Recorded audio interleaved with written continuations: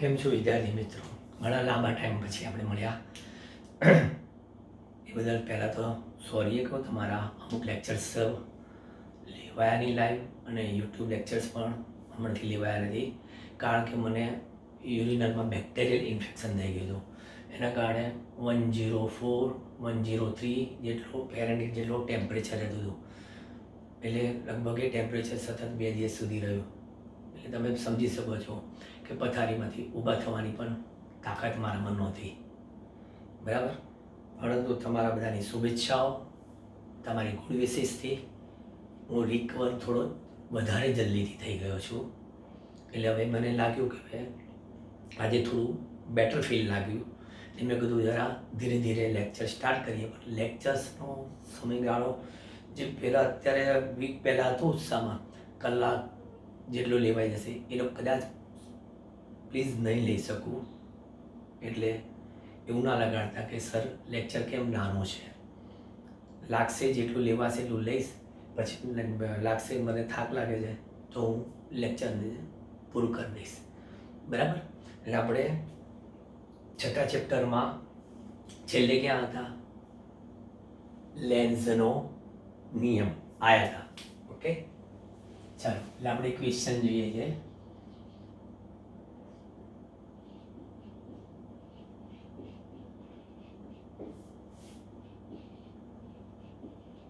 લેન્ઝનો નિયમ. હવે કહે છે લેન્ઝનો નિયમ એ ઉર્જા સંરક્ષણના નિયમનું વિશિષ્ટ કથન છે, એવું પણ સાબિત કરો. તો આપણને ખબર છે કે આવો પ્રયોગ જોયેલો હેનરી અને ફેરેડેના પ્રયોગમાં, કે આપણી પાસે ધારો કે આવું એક ગૂંચળું છે. આપણે આવું જ બતાવીએ. ચલો, આ એક ગૂંચળું છે, બરાબર? અને આ ગેલ્વેનોમીટર છે. અહીંયા આગળ હું ગજિયા ચુંબકને લઈ જઉં છું.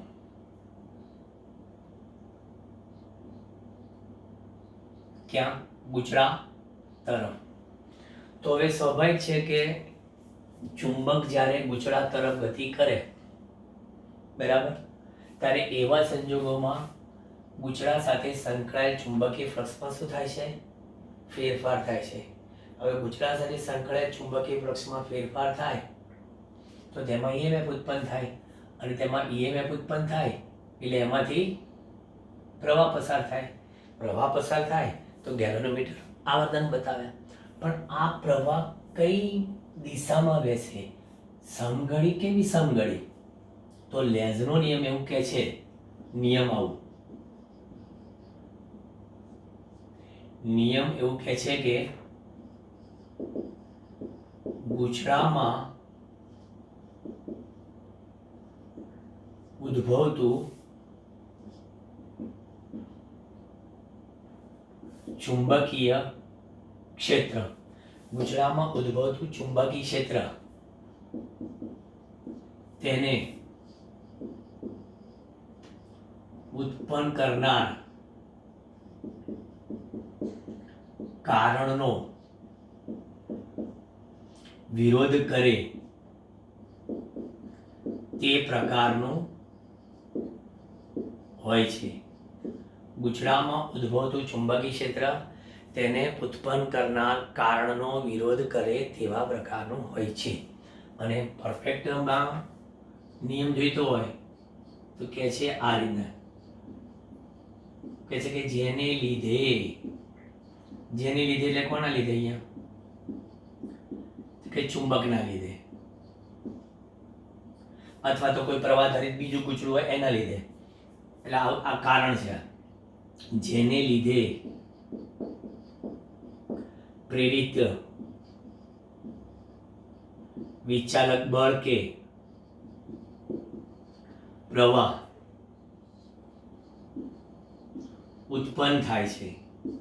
જેને લીધે પ્રેરિત વિચાલક બળ કે પ્રેરિત પ્રવાહ ઉત્પન્ન થાય છે, તેનો જ એટલે કે ચુંબકની ગતિનો વિરોધ કરતું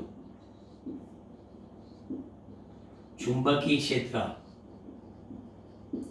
ઉત્પન્ન થાય તેવી દિશામાં પ્રેરિત વિચાલક બળ કે પ્રેરિત પ્રવાહ મળે છે. આ પરફેક્ટ નિયમ. જેને લીધે પ્રેરિત વિચાલક બળ કે પ્રેરિત પ્રવાહ ઉત્પન્ન થાય છે તેનો જ એટલે કે આનો આ શું કરશે? વિરોધ કરશે. આ પેલું જેવું નહીં કહેતા અમે અપનો નહીં લૂંટા ઘેરો મેં ખા દમ થા, એના જેવું કે જે પોષતું જ એ જ મારતું, તે ક્રમ દિશે છે કુદરતી, એવું કહેવાય છે કે જે પોષતું તે જ મારતું. કારણ કે આ ચુંબક એક વ્યથા રજૂ કરે છે. શું રજૂ કરે છે? ગુચડા આગળ કે એક ગુચડા બરાબર, તો ગુચડું કહે છે આ બોલ ભાઈ ચુંબક શું હતું? તો કહે છે કે આ તારામાંથી પ્રેરિત પ્રવાહ અને વિચાલક બળ કેવી રીતે ઉત્પન્ન થયું? તે તો કર્યું, તો પછી તું મારો વિરોધ કેમ કરે છે? હું તારી નજદીક આવું તો અપાકર્ષણ કરે છે, અને હું દૂર જાઉં તો મને આકર્ષે છે. આવું કેમ? બસ એ જ આ નિયમ છે જે હું તમને અહીંયા આગળ સમજાવું હજી પરફેક્ટ રીતે. કે માની લો કે આ એન છે અને આમાંથી વહેતો પ્રવાહ એ એવો છે કે જે એસ ધ્રુવ બનાવે. ધારો કે સમઘડી પ્રવાહ આવે છે. Imagine, just imagine. આ પેલી અનિષ્ટાપત્તિની રીતે જેવું છે, મેથેમેટિક્સની અનિષ્ટાપત્તિની રીતે જેવું. કેવું? તો કહે છે ધારો કે કોઈ વસ્તુ સાબિત કરવી હોય, ધારો કે આપણે કહીએ ધારો કે એક વ્યક્તિને ડાયો સાબિત કરવો છે, તો આપણે શું કરવું પડે? ધારો કે તે ગાંડો છે, બરાબર? પછી કે ના સાહેબ ગાંડા લક્ષણ નંબર 1, ગાંડા લક્ષણ નંબર 2, ગાંડા લક્ષણ નંબર 3 એક લાગુ પડતા નથી. ઓકે, તો તે ગાંડો નથી, પણ તે ડાયો છે કે કહી શકાય? તો પછી ડાયા માટેની વાત ચાલુ કરી. એના જેવું છે. આ જો કે આ ધારો કે એસ છે, તો આ એસ અને એન વચ્ચે શું હોય? તો કે આકર્ષણ હોય.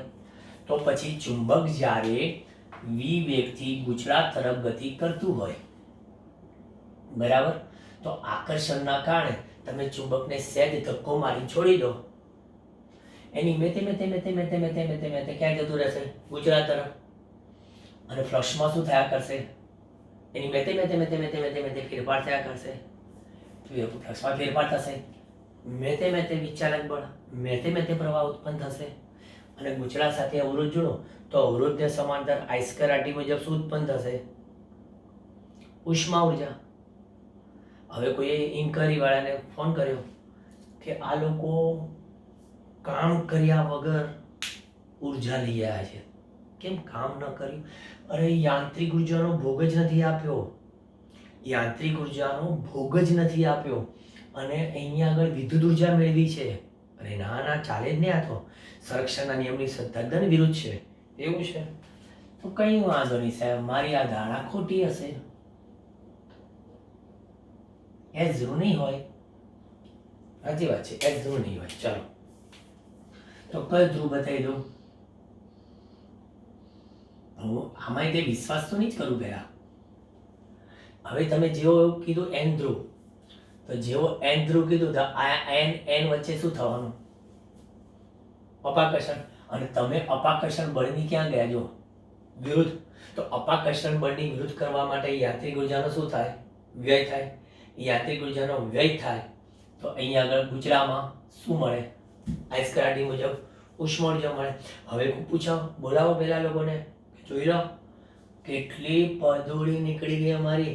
ચુંબકને ગુચડા તરફ લઈ જતા અપાકર્ષણ ધક્કી થઈ ગઈ અને માંડ અમે અહીંયા સુધી પહોંચ્યા. એટલે કીધું કે જેને લીધે ચુંબકના લીધે પ્રેરિત વિચાલક બળ. હવે કઈ બાજુનો પ્રવાહ થશે? આ વિષમઘડી. આ પ્રેરિત પ્રવાહ ઉત્પન્ન થયો, જેને લીધે પ્રેરિત પ્રવાહ ઉત્પન્ન થાય છે.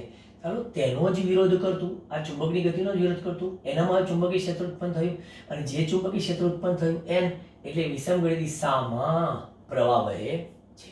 હવે આ જ પરિસ્થિતિમાં તમે એમ માનો કે ધારો કે સાહેબ આ તમારું ગુજરું, ફરી પાછું લઈએ જો, આ તમારે સિસ્ટમેટિક તમારી લેંગ્વેજમાં લખવાનું છે, ચોપડી નહીં લખો તોય ચાલશે, કારણ કે આ તો આકૃતિ સિમ્પલ વર્ણન છે. હવે આકૃતિ બીજીમાં દર્શાવ્યા મુજબ ચુંબકને ગૂંચળાથી દૂર v વેગથી લઈ જવામાં આવે. હવે દૂર લઈ ગયા તો એની ગતિનો વિરોધ કરવા માટે અહીંયા ચુંબકીય ક્ષેત્ર કેવું જોઈએ? સીધી જ વાત છે, s.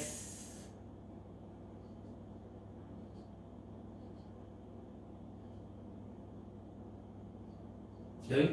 પ્રવાહ દિશા ઉલટાઈ ગઈ, ધ્રુવોય ઉલટાઈ ગયા.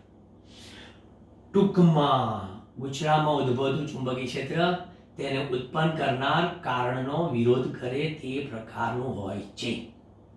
આ વાત આખી થઈ ગઈ તમારી લેન્ઝના નિયમની, બરાબર? એટલે આપણે એમ કહી શકીએ છીએ કે આમ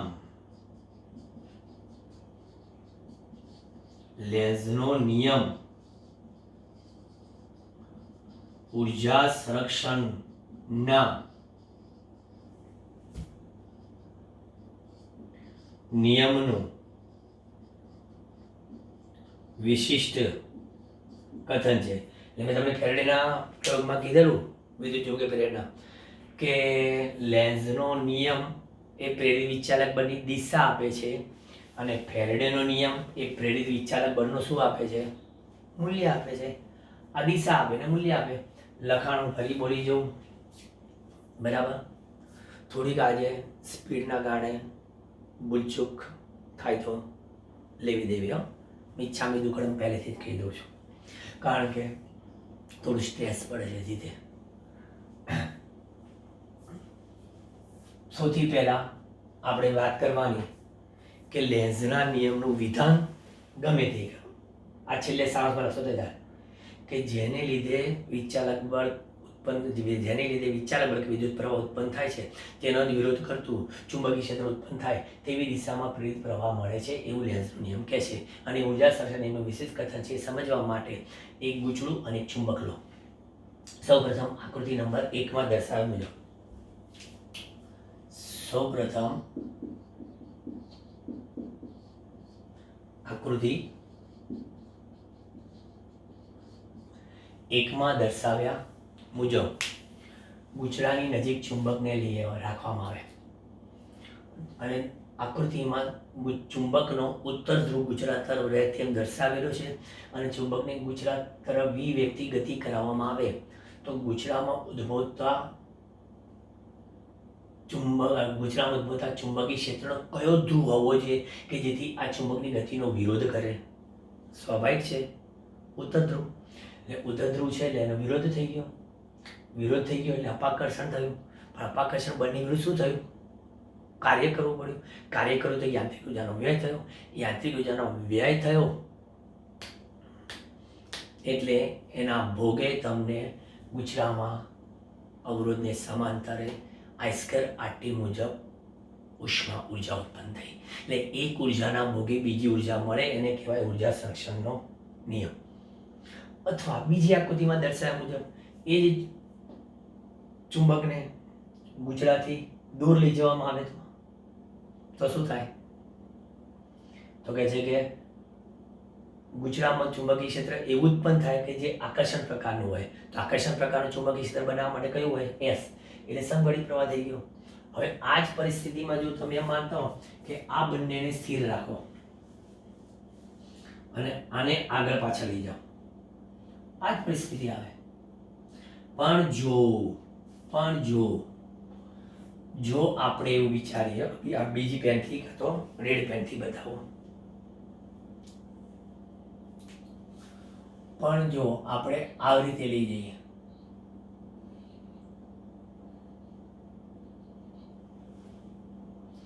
તો અહીંયા આ કયો ધ્રુવ હશે? S. કેમ? અહીં તો S ધ્રુવ, એનું મોઢું દેખાય, અરીસો માની લેવાનું. ચુંબક કે અરીસામાં મોઢું જો હરે એસ ધ્રુવ કે હું દેખાયો, એન કે મારે એવું હતું, હું જતો તો હું દેખાયો, બરાબર. એટલે અરીસાની સામે એનું મોઢું દેખાય ગયું, એસ હોય તો એસ ને એન હોય તો એન. હવે એ રીતે જ્યારે પછી અરીસાથી દૂર જાઓ તો પછી તમારી પીઠ જ દેખાય ને.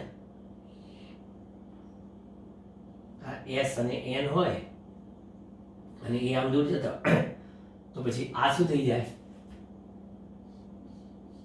તો એન થઈ જાય, કારણ કે આ એસ તો એન, આ એસ તો એન. સિમ્પલ. પરીક્ષામાં આવી રીતે કોમ્પિટિટિવમાં પૂછી શકે એટલે મેં તમને એક જ આકૃતિમાં બધી માહિતી આપી દીધી. હવે આપણો જે ટોપિક છે ને એ કયો છે? ગતિકીય ઈએમએફ.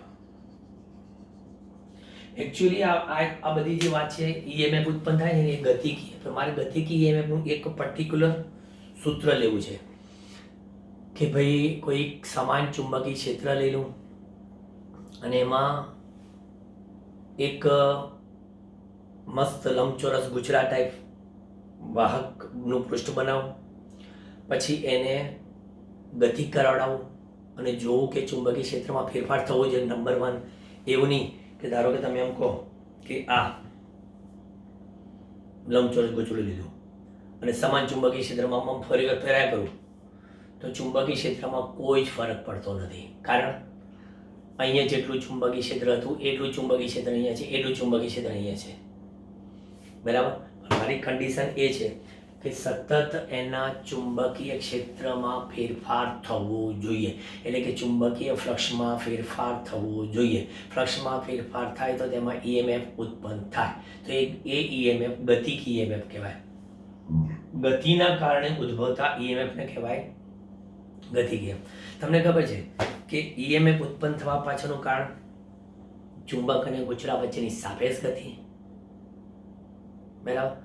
પછી બીજું, બે ગુચરાઓ વચ્ચેની સાપેક્ષ ગતિ પર નંબર 1 કે એક ગુચરામાંથી પ્રવાહ પસાર થાય ને બીજું ગુચરું એમને એમ હોય, બરાબર. પછી એક ગુચરામાંથી પ્રવાહમાં ફેરફાર કરીને એક ગુચરું બાજુમાં રાખો અને પછી ફ્લક્સનો ફેરફાર ચકાસો. બે ગુચરા વચ્ચેના સાપેક્ષ નમન રાખો. એટલે આ જુદી જુદી રીતે આપણને ઈએમએફ મળી શકે છે. આપણે હવે ગતિકીય ઈએમએફમાં એક સરસ ઉદાહરણ લઈએ કે યુ આકારની વાહકની ફ્રેમને બી જેટલા સમાન ચુંબકીય ક્ષેત્રમાં લંબ રૂપે, એનું પૃષ્ઠ લંબ રૂપે રહે તેમ દર્શાવી દે પેલા. એટલે આ એક most and very most IMP. IMP છે, આઈએમપી છે.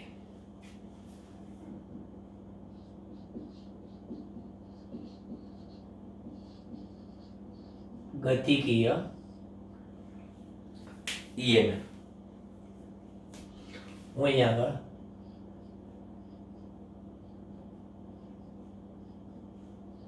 આ ચુંબકીય ક્ષેત્રનો મિનિંગ શું થયો? પુસ્તકના પાનને લંબ અને પાનની અંદર તરફ.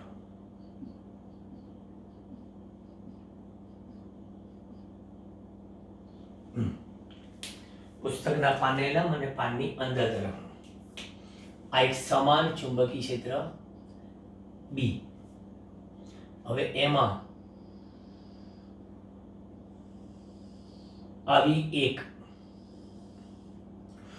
યુ આકારની વાહકની ફ્રેમ બી જેટલા સમાન ચુંબકીય પ્રેરણ ધરાવતા ચુંબકીય ક્ષેત્રમાં એક યુ આકારની વાહકની ફ્રેમને તેનું પૃષ્ઠ, આ પૃષ્ઠ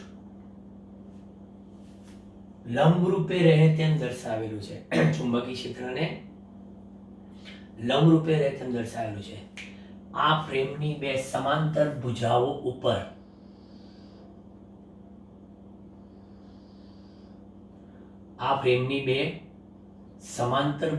ઉપર એક વાહક સળિયો Mn v જેટલા અચળ વેગથી ગતિ કરાવવામાં આવે. જોજો, સાંભળજો વાક્ય રચના. કઈ વસ્તુ અચળાઈ? બી નિયમિત અચળ, વી જેટલા અચળ વેગથી આ સળિયો સળગે. હવે આ તમને આ સળિયો કેવી રીતે સળગે હું તમને બતાવું છું. આ યુ આકારની વાહકની ફ્રેમ, આ સળિયો આમ સરકે છે, બરાબર, આમાં એટલે એક આમ ક્લેમ્પ મારી દીધો હશે, બીજો ક્લેમ્પ અહીં મારી દીધો છે, અને એમ કરીને આ સળિયો આમ સરખે છે. બરાબર. વી જેટલા અચળ વ્યક્તિ સરકી શકે તેમ આકૃતિમાં દર્શાવેલો છે. સળિયાની કોઈ એક સમયની પરિસ્થિતિ મેં mn વડે દર્શાવી. આ mn પરિસ્થિતિમાં સળિયો ફ્રેમની બંધ ભુજાથી ધારો કે કેટલા અંતરે છે?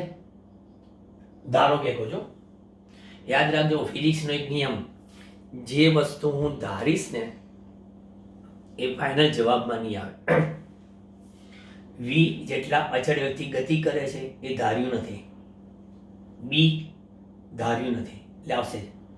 પણ ફ્રેમની બે ભુજા વચ્ચેનું લંબ અંતર ધારવાનું ના હોય એ ફિક્સ જ છે. આ એક્સ બદલાયા કરશે, ફ્રેમની બે ભુજા વચ્ચેનું લંબ અંતર તો કેવું છે? ફિક્સ જ છે. ફ્રેમની બે ભુજા વચ્ચેનું લંબ અંતર એ એલ લેવામાં આવે છે. બરાબર. હવે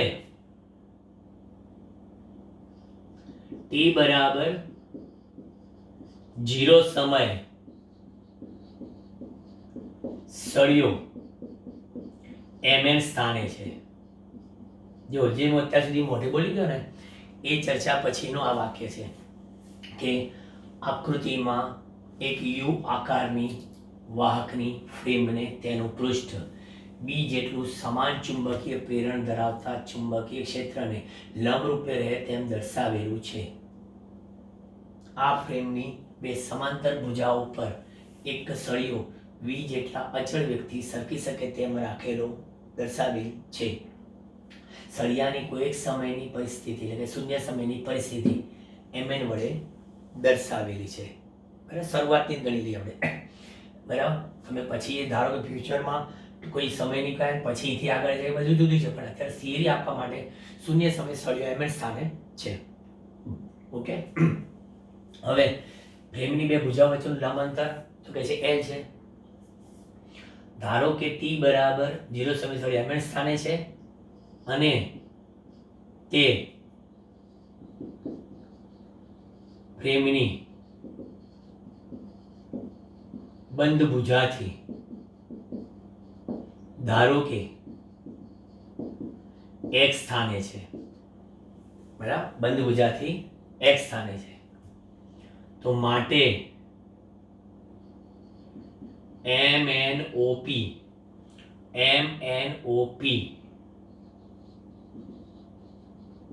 પૃષ્ઠ સાથે સંકળાયેલ ચુંબકીય ફ્લક્સ ફાઈ કેટલું?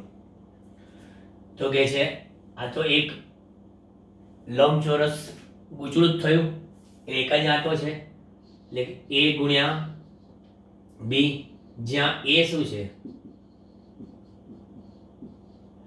MNOP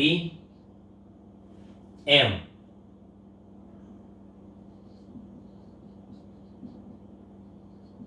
નું ક્ષેત્રફળ. બરાબર. MNOP એટલે કે ટૂંકમાં એમ કહી શકીએ એનું ક્ષેત્રફળ. એ ક્ષેત્રફળ બરાબર શું? લંબાઈ ગુણ્યા પહોળાઈ. બરાબર. MNOP બંધ પૃષ્ઠનું ક્ષેત્રફળ. બંધ પૃષ્ઠ કરવું પડે ને, M થી ચાલુ કરી M સુધી એટલે LX.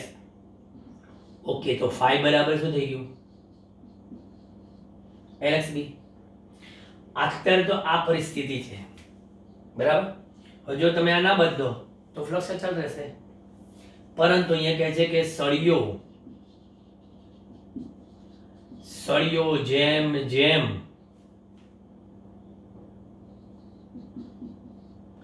આગળ ગતિ કરતો જાય તેમ તેમ x ના મૂલ્યમાં ફેરફાર થાય છે. અને યાદ રાખજો, અને આ ફેરફારનો સમય દર dx બાય dt બરાબર શું આપે ખબર છે? સળિયાનો અચળ વેગ આપે. એટલે આ સળિયો ગતિ કરીને એ અહીં પહોંચી ગયો. થોડું વધારે દૂર બતાવ્યો તમને દેખાય એટલે એમ ડેશ અને એન ડેશ. આને આપણે મોટું સ્થાન બતાવીએ ડેલ્ટા એક્સ. બરાબર. પછી આપણે એકદમ નજીકની જ વાત કરી દઈએ. નજીકની જ વાત કરી દઈશું તો ડેલ્ટા એક્સ નું ડીએક્સ થઈ જશે અને ટી પછીનો સૂક્ષ્મ સમય. બરાબર. અત્યારે આ આપણે ટી બરાબર 0 સમય હતો અને હવે આપણે ટી બરાબર ટી સમય પ્રેરિત વિચારક બળ મળશે. જોજો પછી તો શું છે, ટી સમયે ફ્લક્સનો ફેરફાર દેખાશે તમને. બરાબર. તો પછી આનો અર્થ એ થયો કે dx/dt એટલે x ના મૂલ્યમાં ફેરફાર થયો. હવે ફેરેડેના નિયમાનુસાર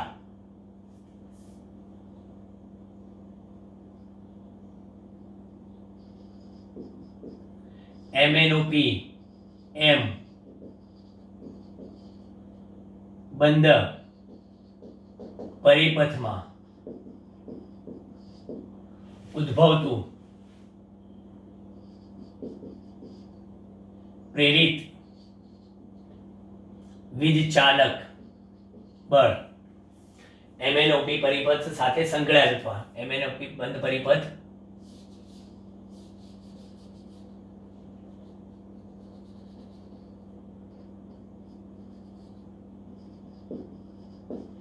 સાથે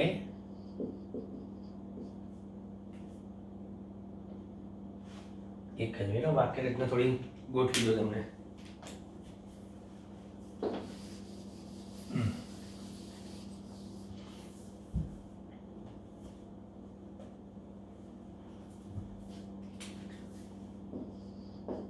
ચાલો એ બધું લખવાની જરૂર નહીં. હવે ફેરેડેના નિયમ અનુસાર ઉદ્ભવતું પ્રેરિત વિચાલક બળ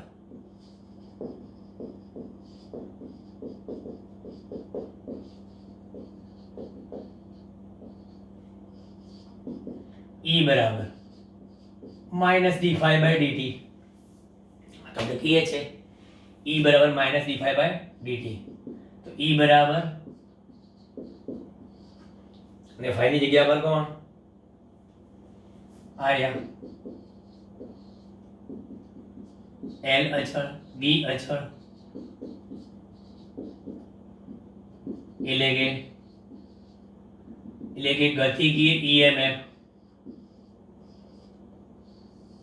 E બરાબર -dVL.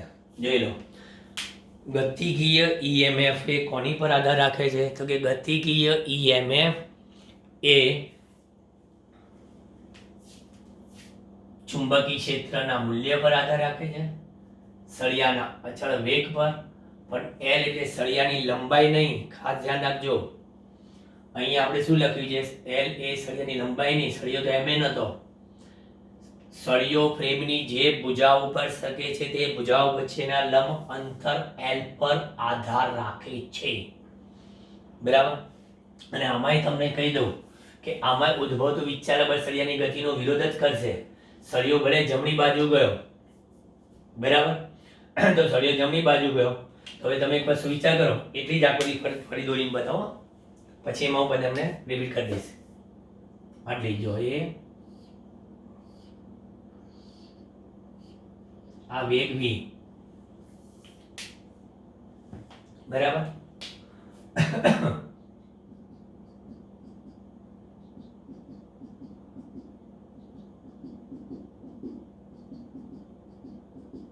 ચાલો આ ચુંબકીય ક્ષેત્ર, આ ચુંબકીય ક્ષેત્ર ક્યાં છે?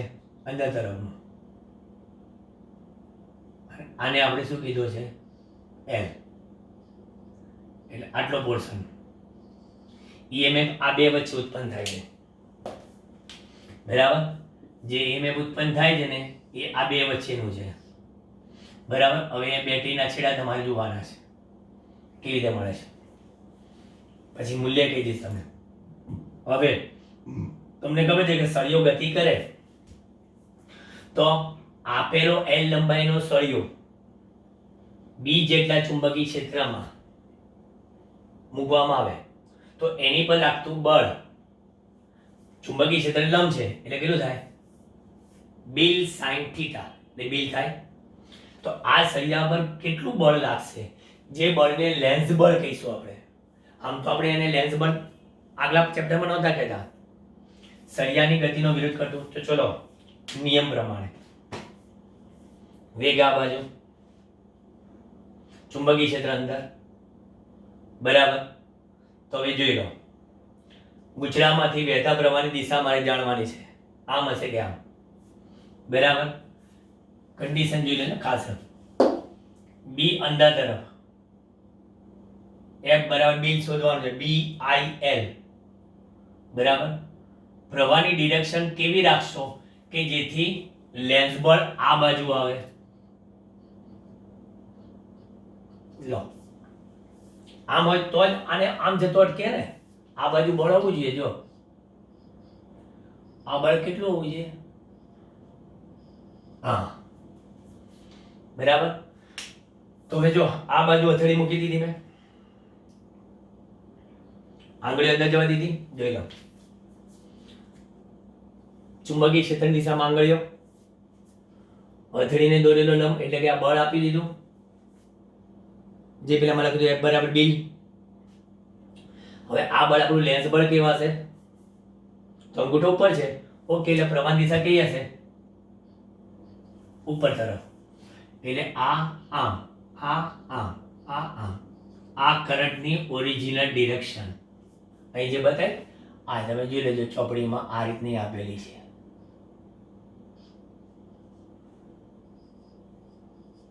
This is the original direction. હવે પ્રવાહ જો આ રીતે વહેતો હોય તો બેટરીનો આ છેડો કેવો બન્યો કહેવાય પ્લસ અને આ છેડો કયો કહેવાય માઇનસ આ પ્લસ ને માઇનસ એટલે આ તમારી EMF બની ગઈ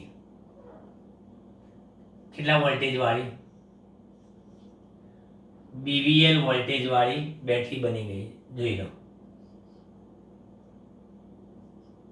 ક્લિયર આ તમારો કમ્પ્લીટ બીજો ક્વેશ્ચન થઈ ગયો આખો અને આમાં પણ તમે જો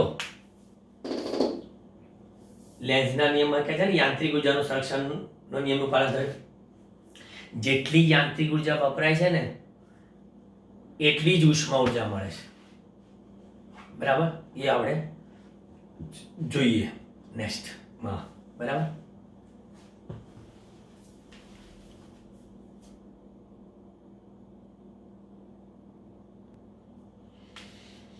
હવે જો હું શું કહું છું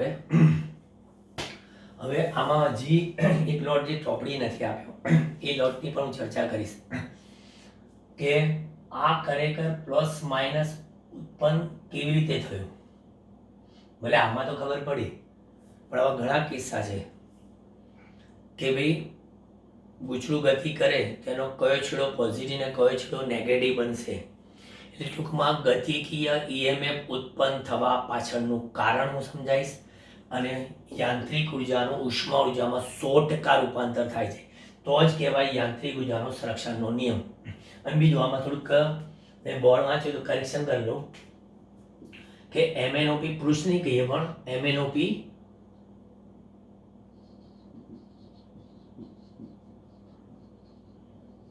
બંધ પરિપથ સાથે કે આપણે પરિપથની વાત કરીએ સાથે સંકળાયેલ ચુંબકીય ફ્લક્સ બરાબર MNOP